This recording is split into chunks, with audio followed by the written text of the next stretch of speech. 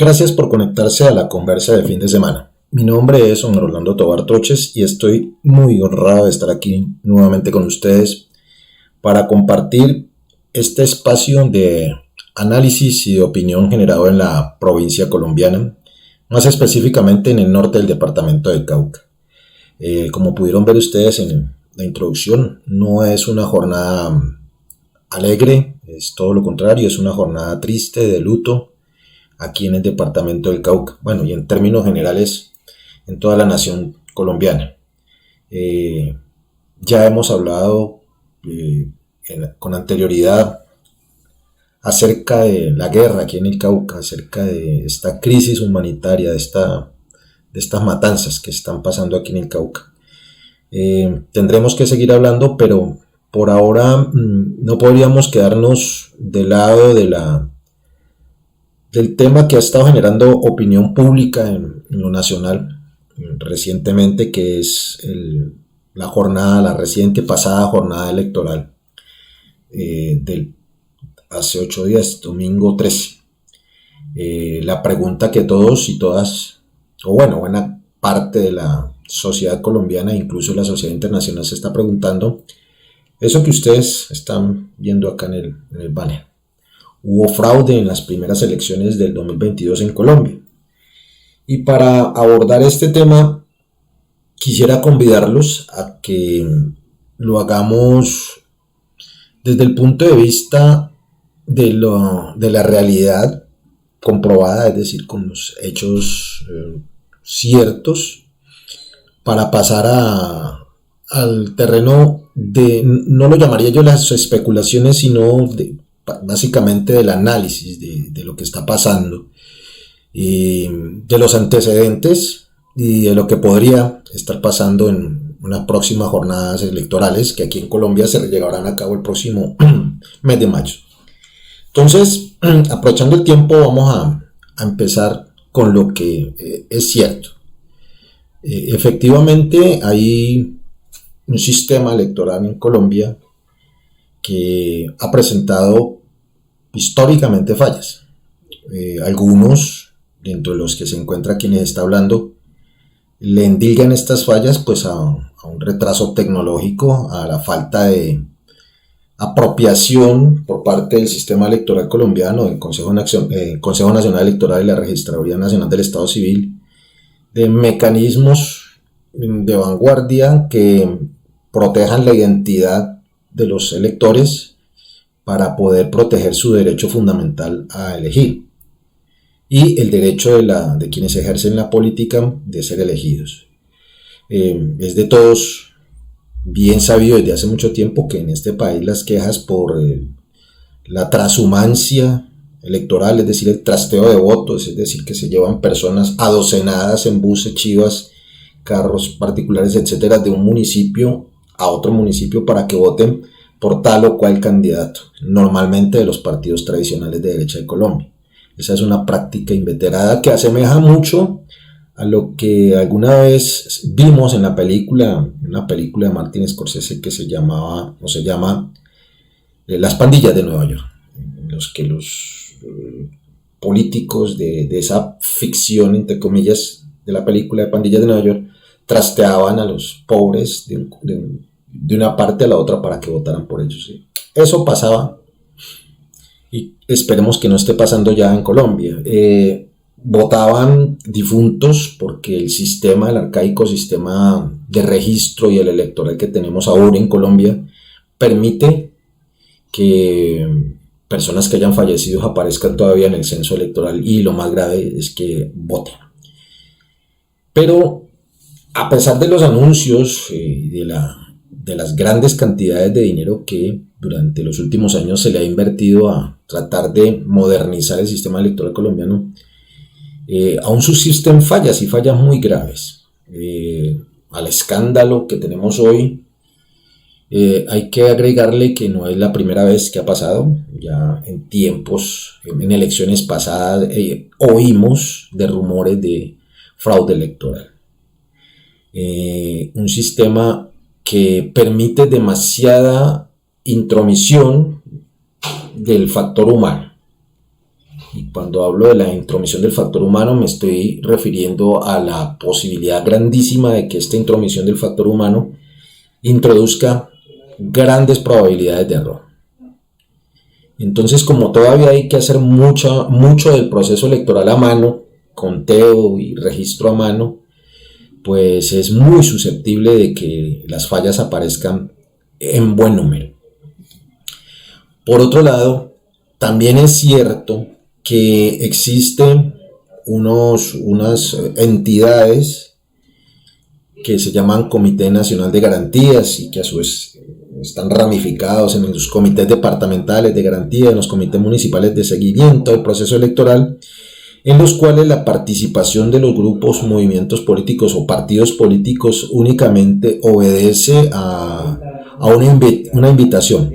Traduzco, a estos comités, a los partidos, a los cuales que avalan a los candidatos que pretenden hacerse elegir, van a estos comités de seguimiento únicamente a opinar, pero no tienen derecho a votar. Es decir, si quienes están ahí en calidad de miembros plenipotenciarios, que deciden, a bien tienen aceptar las recomendaciones o las sugerencias de los representantes de los partidos, pues serán aceptadas, de lo contrario, pues no.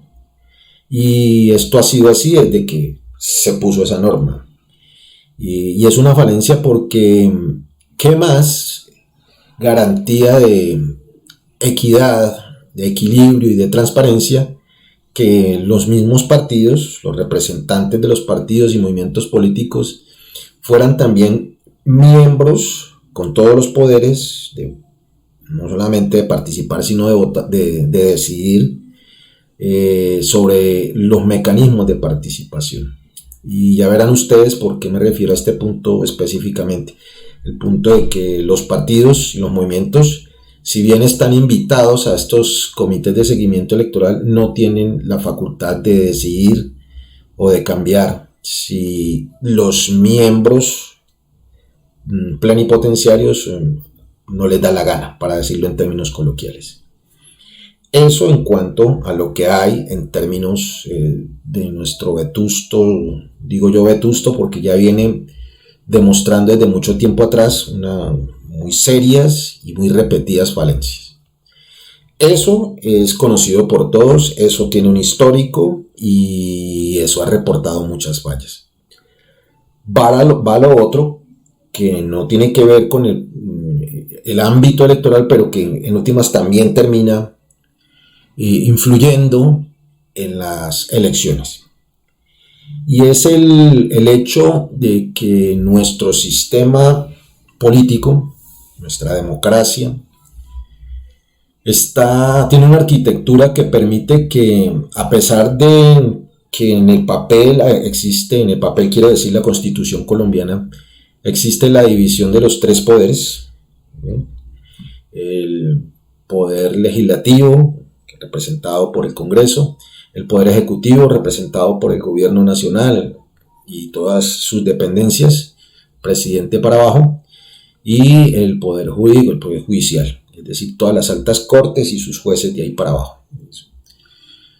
A pesar, repito, de que existe esa división de poderes, la misma arquitectura que tiene la Constitución, que tiene nuestro sistema político, está dado para que arroje unos resultados como que este es un sistema presidencialista. Y ustedes ya lo han escuchado en otros escenarios, incluso de personas con mucho más bagaje académico y con mucho más peso académico que quien está dirigiendo. Pero en términos generales ha sido obvio que la figura del presidente de la República acumula demasiado poder. Y es paradójico porque, si bien es cierto, la Constitución de 1991 reza que el Estado colombiano es un Estado descentralizado, a la hora de la verdad el modelo que tenemos es un modelo excesivamente centralizado en la figura del presidente, a punto tal que el presidente, por obra y gracia de esta arquitectura constitucional, tiene la facultad, y ustedes no me pueden dejar mentir, a punto tal que es capaz de elegir o hacer elegir los entes de control, que son ese otro contrapeso a los tres poderes. ¿Cuáles entes de control? Fiscalía General de la Nación, Procuraduría General, Registraduría del Estado Civil y Defensor del Pueblo.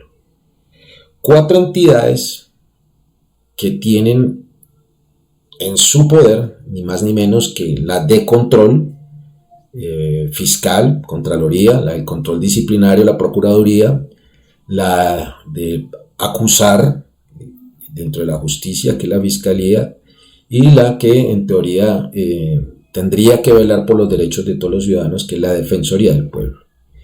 Y una entidad que tienen a su cargo ni nada más ni nada menos que la misma democracia, que es la Registraduría Nacional del Estado Civil.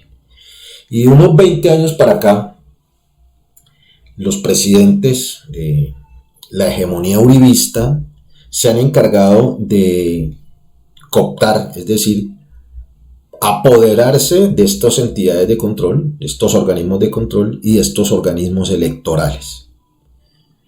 Y entonces ya van entendiendo ustedes por qué una cosa tiene que ver con la otra.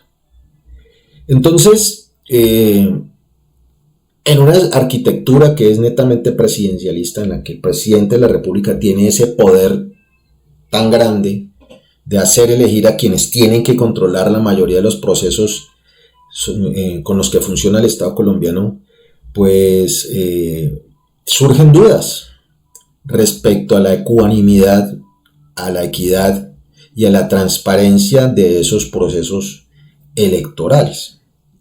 ¿Por qué? Porque el presidente de la República tiene mucho poder, porque el partido que acompaña al presidente, que generalmente tiene las mayorías en el Congreso, es el que pone estos órganos de control, y el registrador entonces tiene en su poder, tiene en sus manos la facultad de manipular, si así a bien lo tiene, o de legislar, de normatizar, de sacar los decretos, las circulares, etcétera, que hagan posible que las elecciones puedan acomodarse para uno u otro lado, generalmente para mi lado, es decir, el lado de quien detenta el poder en ese momento, y que es el presidente de la República, su partido de gobierno, su partido que lo avaló para hacerse elegir, y todos sus aliados.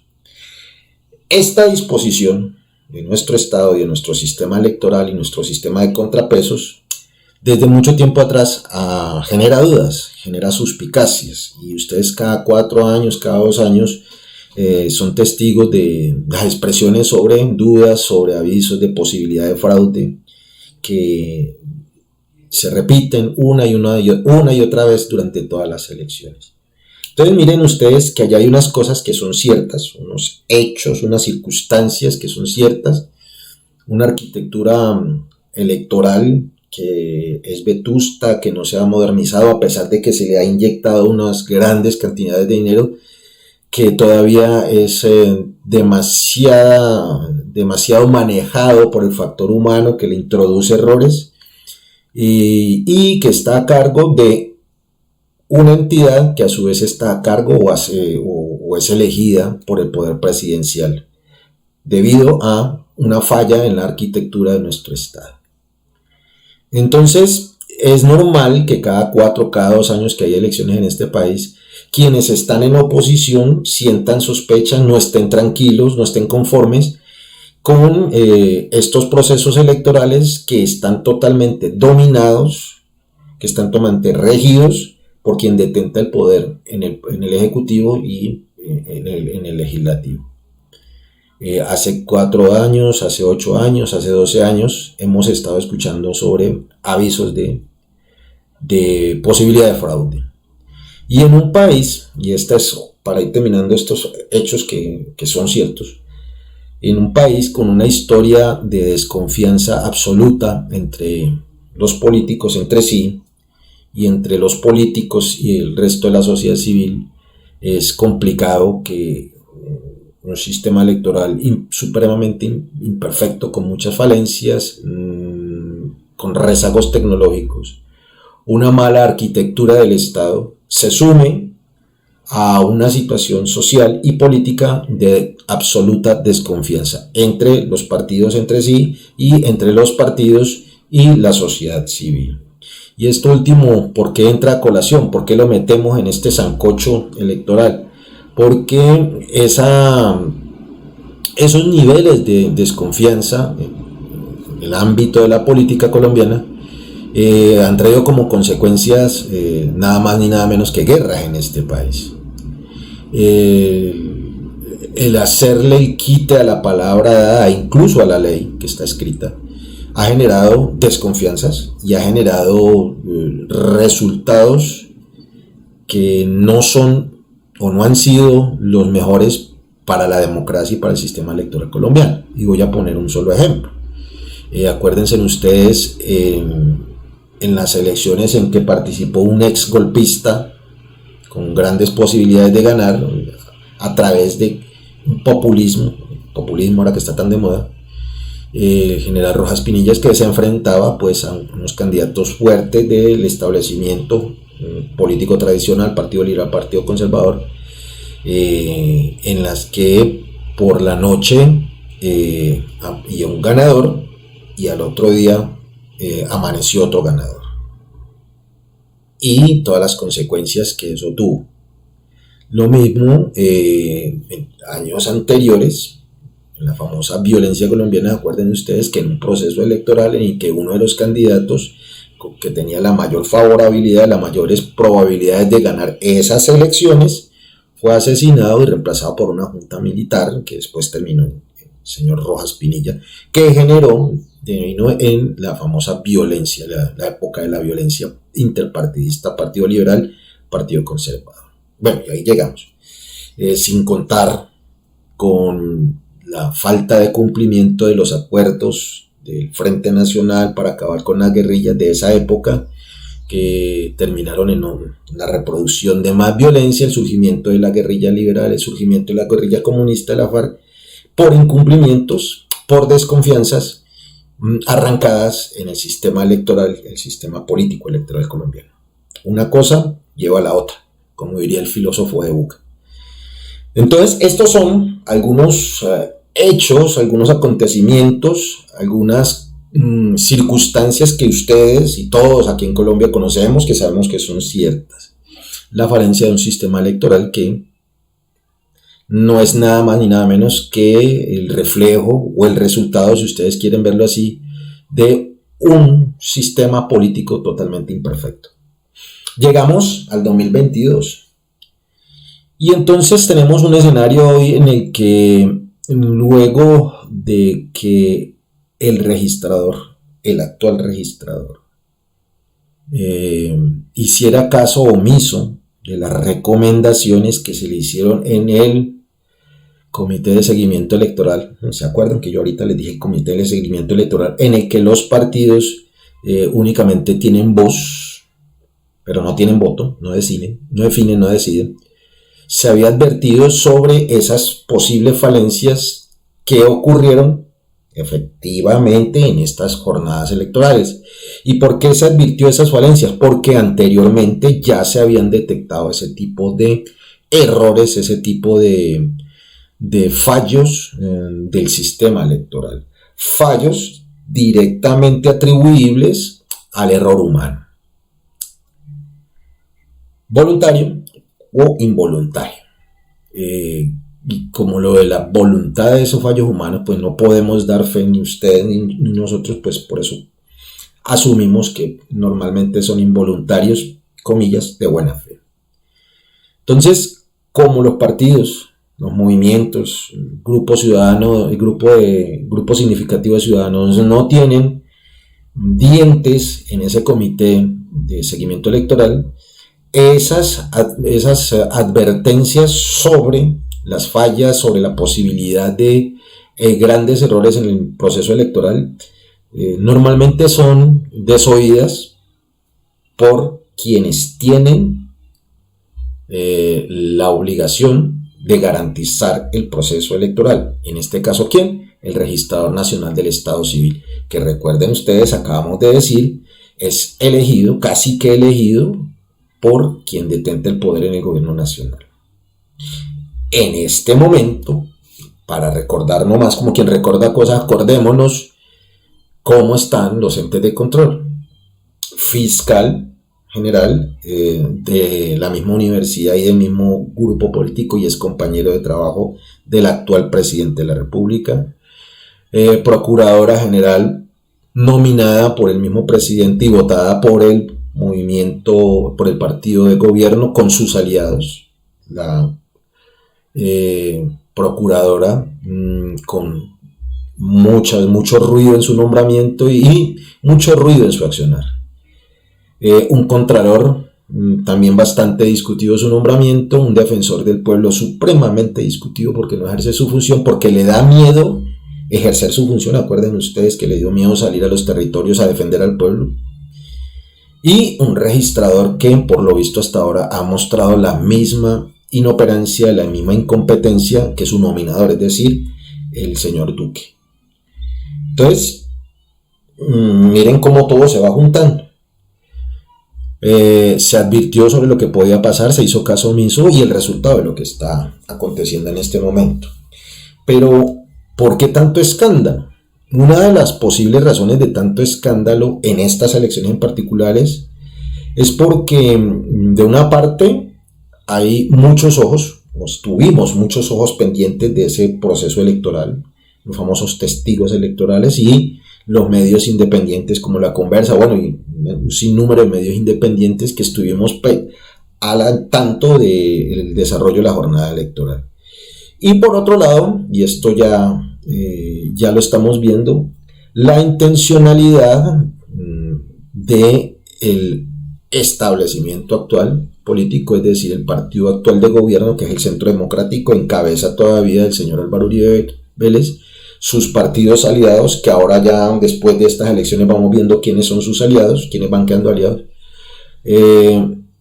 quienes al constatar que la tendencia de opinión que venían marcando las encuestas, los sondeos de opinión, valga la redundancia, que indicaban que existía una muy fuerte posibilidad que los partidos de oposición en cabeza del pacto histórico pudieran avanzar de manera significativa en la composición del nuevo Congreso y que el candidato de la oposición de izquierda, la oposición progresista, pudiera alcanzar unos niveles de aceptación tales que le permitieran que en primera vuelta pasara directamente a acceder al cargo de la presidencia.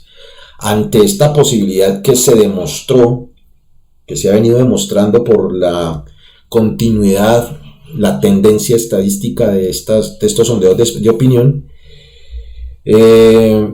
ponen una trampa o dejan que las cosas pasen en el desorden del proceso electoral. Y me explico en esta parte ya para ir redondeando esta columna del día de hoy.